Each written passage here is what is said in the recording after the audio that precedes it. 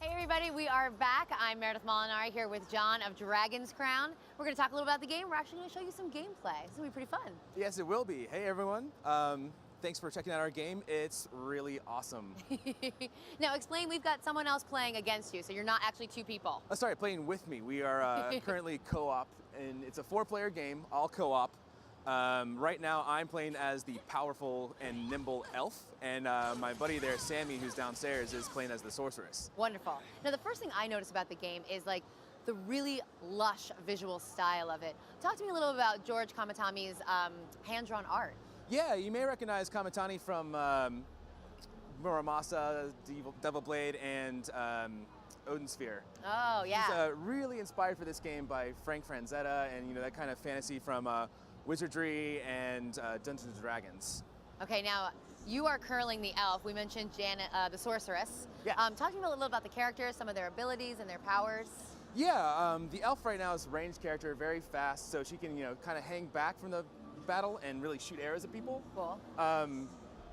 The sorceress, again, she's kind of the glass cannon, puts out a lot of damage, but she's really fragile. So it's good for her to teleport around, use her ice magic to freeze enemies in place, Cool. Keep them put. Okay, if we can get started, Sammy. Thank you. So we start in the town? We started in the town and we just went to our level select screen, and right now we've picked the old capital where there's a wyvern boss. Now who is the, last guy looks crazy. Yeah, the George Kamatani's art styles, permeates this whole game. All, from the simple monsters, I'm gonna actually hop on this Sabretooth and ride it. If you remember the old, awesome. the Dungeons and Dragons game or the Capcom it looks games. a little bit like that, yeah. So charge and start chomping up some goblins here.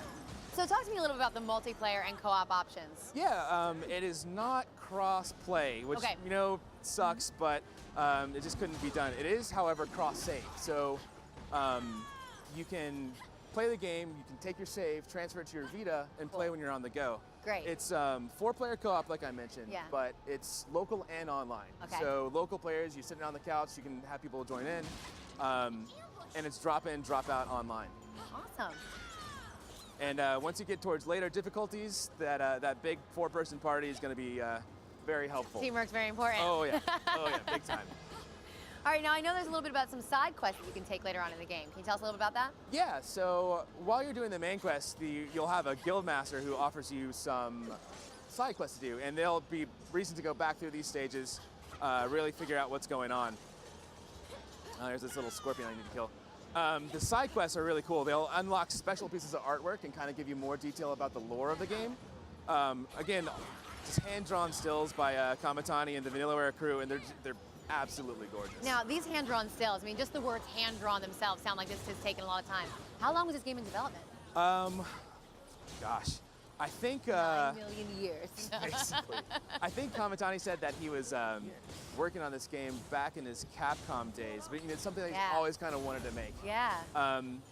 But really, the past couple years with Ignition, and then Atlas picked up the game from Ignition, and we've got it to market. It's actually coming out August 6th. August 6th now, is that on the PS3 and the Vita? PS3 and Vita. That's great. Download and retail. Wow, very cool. But I'd be remiss to mention if the pre-orders and the first run of the retail copies are coming with an art book. Oh, so a full George Kamatani. Now, of all the different stills that are used in this? It's got a lot of the pre-drawn, the Wait, character now where concepts. does the sorceress get this giant crossbow from? That was amazing looking. So we found a chest. We actually, if you see that, I've got a little hand treasure cursor chest. moving out around here. This is how we control our thief. We have a little thief buddy who comes around and he opens all the treasure chests, opens all the doors, and he carries all your stuff, so we don't have to worry about that. So it's, I think, like a Sherpa and a thief. Yeah. That's great. There he went. Very sneaky. There That little guy, yeah, very cool. So I think we'll see a treasure chest in a second. Oh yeah, here we go. What? So we can have him using the right analog stick and L1. He'll come and crack any door or any chest that we come across. Very cool. And that crossbow is hanging out in there. There's also like daggers and bombs and other weapons that you can pick up. Now your treasure rank is going up higher and higher. Does that unlock other rewards? Yeah, well the treasure rank is, it means you found an item, and at the end of the stage, once we beat the boss, we'll be able to see. You'll see like what kind of item it is, but it'll be hidden. Yeah. So you have to either pay to appraise it or just sell it outright. Now the two of you are playing together right now, so what happens if one of you dies in the game and you're leaving your man hanging? One of us dies. You'll see we have a little number of lives right there. Yeah. What we can do is, or once you're out of lives, you can choose to either pay a certain amount of gold based on your level and resurrect and not lose your progress, or you can go back to town, lose all the loot that you found. Oh. So it's kind of the damned if I do, damned if I don't. Right. Let's see, I think we're getting pretty close to the boss here. Here they come. And, That's a dinosaur. that is a dinosaur. And I am gonna ride this dinosaur and breathe fire on people. Because, Wow, so you can actually, when you jump on the different guys that are actually attacking you, you can use them to your advantage. yeah. That's great. They do have a set amount of life though, so they'll soak up some damage for you, but once they're gone, they're gone. Wow. Run, dinosaur, run!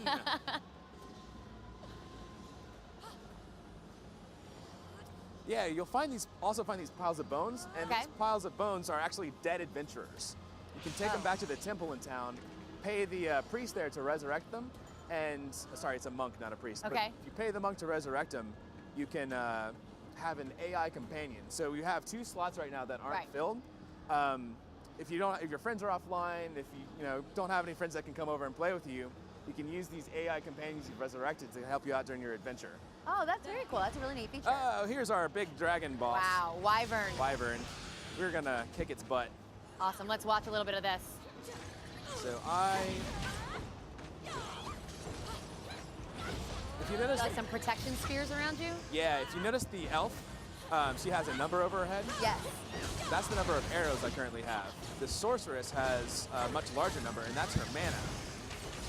So it's kind of this is your risk reward system. The sorceress, every one of her damaging spells uses mana, and she'll Right. have to recharge by holding down the square button. The elf has a certain number of arrows that can only be gotten from treasure chests and beating up enemies. Now, can you re-up your arrows going into town before you set on your adventure? They'll automatically. Okay. Once you get back to town, you'll reboost your supply. And the bottom power line is Wyvern. Yeah. That's how much damage we're doing. And I'm gonna hop around and avoid his. I think he's got an acid breath at this level, or no, it's fire breath. But Fire breath. as you level up and keep going through the stages, the enemies will scale to your difficulty. Oh. So they get a little bit harder, and that's when your party really needs to come in. Like we're manhandling them a little bit, or woman handling. So now, when you're playing on the Vita, is there any specific unique controls, utilizing the touch screens or? Yeah, there is actually. If you notice, the hand cursor right here is the R1 or Yes. the right analog stick. Uh-huh. On the Vita, that you can actually just touch individually and have the same effect, and tap to open chests and doors. Oh, he's dying. He's going now. I'm gonna flee real quick.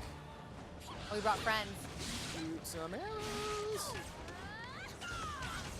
Oops, shoot him in the wrong direction because I'm pro. There we go. Thanks, Oh, Sammy. there he goes. So now that we've beaten the boss, got our last little bit of treasure, it'll kind of give us a recap of our adventure. This region has regressed to primeval times. So we recovered some An era when decent items, reptiles mid-grade. The higher the ruled difficulty, the the world. more chance that you'll have to After find defeating better, the like wyvern, S rank and A rank quickly items. leave the territory. You can see we have our score too, and our score is going to be directly related to our experience points. So yeah, you can get a recap of the treasure we found. That's our thief giving Great. us a Little thumbs up for a thumbs good job. Sexy sorceress. Sexy sorceress. This is how well Sammy did. Sammy did a lot better than I did. Well, he didn't have to talk at the same time. yeah, He had true. a little easier than you. You can see some of this bonus, or you can see, you get some bonuses for being extra badass during your playthrough. Great. You can see because we're playing on a normal difficulty, our experience modifier is only 10%. Hard, it goes up to 50, Wow. and then you got progressively harder as it goes on. All right, remind us all again when it comes out on the PS3 Dragon's and the Crown, Vita. August 6th on Vita and PS3, digital and retail. Wonderful. All right, let's take a look at the trailer.